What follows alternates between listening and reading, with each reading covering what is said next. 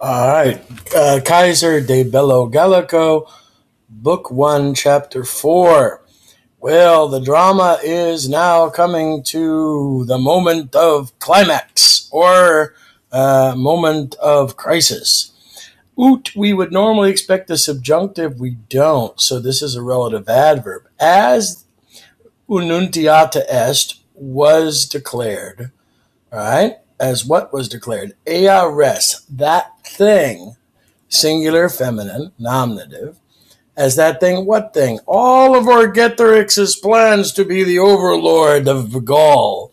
As that thing was announced, dative of indirect object, to the Helvetii through discovery, by their customs, they forced Vercingetorix, indirect, well, it's not an indirect statement, it's a complement clause infinitive type, to say his cause out of chains. In other words, to plead his case out of being bound in chains. It was behooving that the punishment, in complement clause, follow. It's a present infinitive passive of a deponent verb form. Well, why isn't it sequere? Because it's syncopated or cut short. So it was behooving that the punishment, accusative subject phrase, follow the damnation or him damned. That, what punishment? Result clause. He would be cremated or burned to death with fire. Well, that really sucks.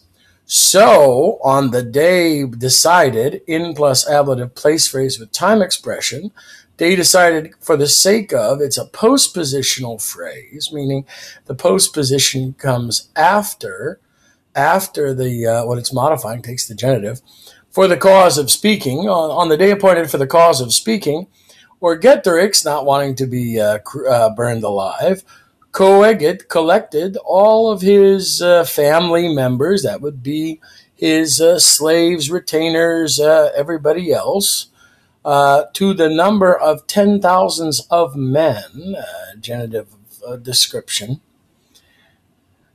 and he led them together, eodem adverb, to the same place. Who did he lead together? All of his clients, people who were connected to him as go Vercingetorix, you're a rich man. We're going to be reliant upon you. We could call it in medieval times, although it's anachronistic source. And all of his bondsmen, that means people who owed money to him. So he led them all together to the same place, of whom he was having a great number, because he was a rich man. Through these, or by means of these, you could say, but through these, he ripped out himself, so that, nay plus subjunctive, complement clause of the purpose type, right? So that he would, that's why that's imperfect subjunctive, would not speak his case.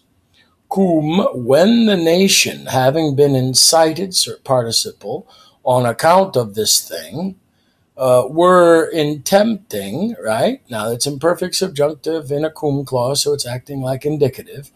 They were attempting complement clause to exequi, to execute its justice by arms, and the magistratus, this would probably be nominative plural agreeing with the verb coegerent. And when the magistrates were collecting a great number of men out of the fields, always barbarians are collected out of the fields. We'll see this in Britain. We'll see this later on in Book 5. So when they were getting everybody ready to go take on Vercingetorix, Vercingetorix croaked. Oh no.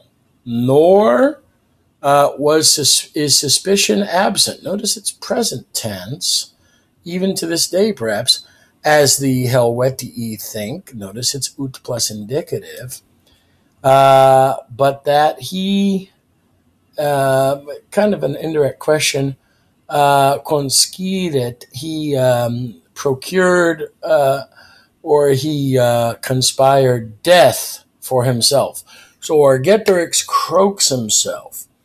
Now, this is an interesting story because we're seeing when Caesar puts all of these details in, he's doing it for several reasons. One, it shows that Orgetorix was moving beyond the commission that he had. The Helvetii, as well as the Romans, had a greatest among equals, or a conspiracy of equals, to rule the nation. They did not have necessarily, even if they had a king, which the Helvetii apparently did not, they had high-ranking nobles who protected themselves by being in a group so that nobody could get ahead, much like Caesar is doing as he's writing this. Notice that Caesar is painting Orgetorix as the bad guy who is trying to get power for himself. When we read in the Civil War, we read Caesar comparing Pompey to Sulla, who did the very same thing. Fresh in the minds of the Romans, that the death, that Orgetorix is acting like a person trying to possess power for himself, a demagogue, but not really. He's kind of just a conspirator. The Romans have a clear view of this, although not so many years before with the conspiracy of Catiline, and before that was Sulla. They did not care for that, even though we see that Caesar was actually doing the very same thing. So now, why does Caesar so vague on the death of Orgetorix? And what does that death really mean? Suicide was not an unacceptable form of, for the Romans, of avoiding severe punishment. In fact, they were encouraged to do so when things were bad. So Orgetorix, by doing so, though he did not speak his cause, he is showing himself nonetheless guilty.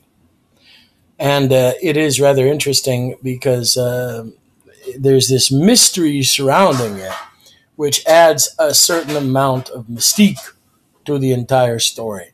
So the chapter of Orgetorix ends, but with the great man's death, is it also ending the plans for migration?